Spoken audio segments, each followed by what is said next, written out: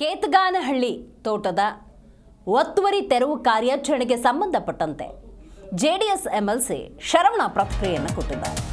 ಕೇತಗಾನಹಳ್ಳಿ ತೋಟದಲ್ಲಿ ಎಚ್.ಡಿ. ಕುಮಾರಸ್ವಾಮಿ ಒತ್ತುವರಿ ತೆರವು ವಿಚಾರಕ್ಕೆ ಸಂಬಂಧಪಟ್ಟಂತೆ ಕಾಂಗ್ರೆಸ್ ಸರ್ಕಾರದಲ್ಲಿ ದ್ವೇಷದ ರಾಜಕಾರಣ ಹೆಚ್ಚಾಗ್ತಾ ಇದೆ.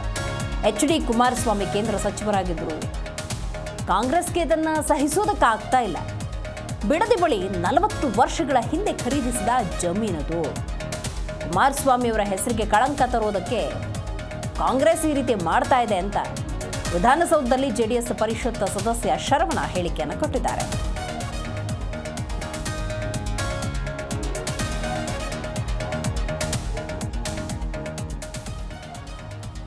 ಇದು ಕೇತಗಾನಹಳ್ಳಿ.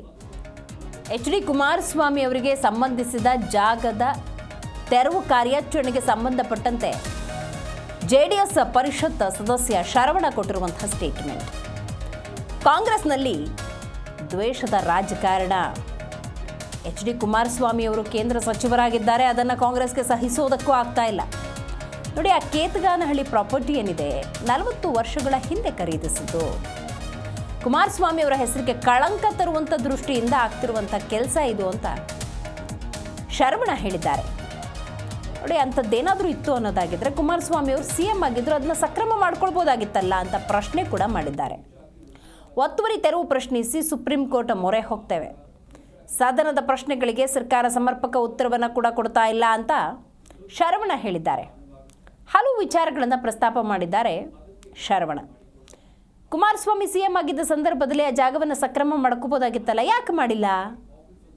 ನೋಡಿ, ಇದನ್ನೆಲ್ಲ ಪ್ರಶ್ನಿಸಿ ನಾವು ಸುಪ್ರೀಂ ಮೊರೆ ಹೋಗ್ತೀವಿ ಅಂತ ಶರವಣ ಹೇಳಿದ್ದಾರೆ. ಹೌದು, ಕೇತಗಾನಹಳ್ಳಿ ತೋಟದ ವಿಚಾರಕ್ಕೆ ಸಂಬಂಧಪಟ್ಟಂತೆ ಮಾತನಾಡಿರುವಂತಹ ಶರವಣ, ಕಾಂಗ್ರೆಸ್ನದ್ದು ದ್ವೇಷದ ರಾಜಕಾರಣ, ಹಾಗಾಗಿ ಈ ಒತ್ತುವರಿ ಪ್ರಕ್ರಿಯೆ ಕೂಡ ದೊಡ್ಡ ಮಟ್ಟದಲ್ಲಿ ನಡೀತಾ ಇದೆ. ಹೈಕೋರ್ಟ್ ಆದೇಶವೇ ಇರಬಹುದು, ಆದರೆ ಈ ಒತ್ತುವರಿ ತೆರವನ್ನು ಪ್ರಶ್ನಿಸಿ ನಾವು ಸುಪ್ರೀಂ ಕೋರ್ಟ್ ಮೊರೆ ಹೋಗ್ತೀವಿ. ಇನ್ನು ಸದನದಲ್ಲಿ ರಾಜ್ಯದ ಹಲವಾರು ಪ್ರಶ್ನೆಗಳನ್ನು ನಾವು ಶಾಸಕರ ಮುಂದಿಟ್ಟರೆ ಯಾವುದೇ ರೀತಿಯ ಸಮರ್ಪಕ ಉತ್ತರ ಲಭ್ಯವಾಗ್ತಾ ಇಲ್ಲ. ಸದನದಲ್ಲಿ ಹಲವಾರು ಜ್ವಲಂತ ಸಮಸ್ಯೆಗಳನ್ನು ನಾವು ಕೇಳ್ತಾ ಇದ್ದೀವಿ, ಆದರೆ ಉತ್ತರ ಸರ್ಕಾರದ ಕಡೆಯಿಂದ ಬರ್ತಾ ಇಲ್ಲ ಅಂತ ಜೆಡಿಎಸ್ ಪರಿಷತ್ ಸದಸ್ಯ ಶರವಣ ಹೇಳಿಕೆ ಕೊಟ್ಟಿದ್ದಾರೆ. ಸನ್ಮಾನ್ಯ ಕುಮಾರಸ್ವಾಮಿ ಅವರ ಮೇಲೆ ಒಂದಲ್ಲ ಒಂದು ರೀತಿಯಲ್ಲಿ ದ್ವೇಷದ ರಾಜಕಾರಣ ಮಾಡಿಕೊಂಡೇ ಬರ್ತಾ ಇರತಕ್ಕಂಥದ್ದು. ಅದು ಕೂಡ ವಿಶೇಷವಾಗಿ ಪಾರ್ಲಿಮೆಂಟ್ ಚುನಾವಣೆ ಆದ ನಂತರ ಅವರೇನು ಚುನಾವಣೆ ಕ್ಯಾಂಡಿಡೇಟ್ ಆಗಿ ಅನೌನ್ಸ್ ಮಾಡಿದಾಗಲೇ ಮಾನ್ಯ ಮುಖ್ಯಮಂತ್ರಿಗಳು ಒಂದು ಮಾತನ್ನು ಹೇಳಿದ್ರು.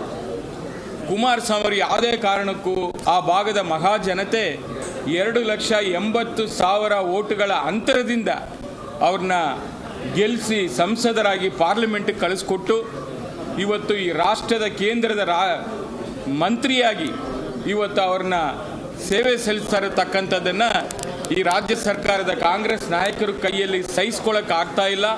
ಅದರಿಂದ ಇವತ್ತು 40 ವರ್ಷ ಹಿಂದೆ ಅವರು ಖರೀದಿ ಮಾಡಿರತಕ್ಕಂಥ ಆ ಬಿಡದಿ ತೋಟ ಜಮೀನು ಏನಿದೆ, 40 ಎಕರೆ ಏನಿದೆ, ಅದನ್ನು ಇವತ್ತು ಅದನ್ನು ಕೆಣಕಿ ಇಲ್ಲ ಸಲ್ಲದ ಒಂದು ವಿಚಾರವನ್ನು ತೆಗೆದುಕೊಂಡ್ಬಂದು ಅವ್ರ ಮೇಲೆ ಆರೋಪ ಮಾಡಿ ಮತ್ತೆ ತೇಜಾವಧ ಮಾಡಿ ಅವರ ಹೆಸರಿಗೆ ಕಳಂಕ ತರಬೇಕು ಅಂತೇಳಿ ಇಷ್ಟೆಲ್ಲ ಸಾಹಸವನ್ನ ಇವತ್ತು ರಾಜ್ಯ ಸರ್ಕಾರ ಮಾಡ್ತಾ ಇದೆ.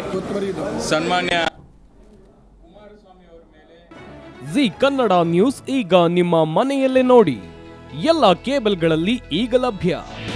ನಿಮ್ಮ ನೆಚ್ಚಿನ ಜಿ ಕನ್ನಡ ನ್ಯೂಸ್ ಈಗ ಸನ್ ಡೈರೆಕ್ಟ್ ನಲ್ಲಿ number 292, Tata Play number 1664, Jio TV number 1334, NXT digital number 30, in cable number 30, city networks 51, U digital number 162, GTPL number 17, Rockline telecommunications number 42, Shri Basaveshwara cable number 168, rural cable network 60, Vinayaka digital 57, Abhishek cable 821, city channel 53, Siddeshwara cable network 57, ವಿ4 digital infotech 628, Surya digital networks 53, Gajanan digital number 836, Malnad infotech private limited number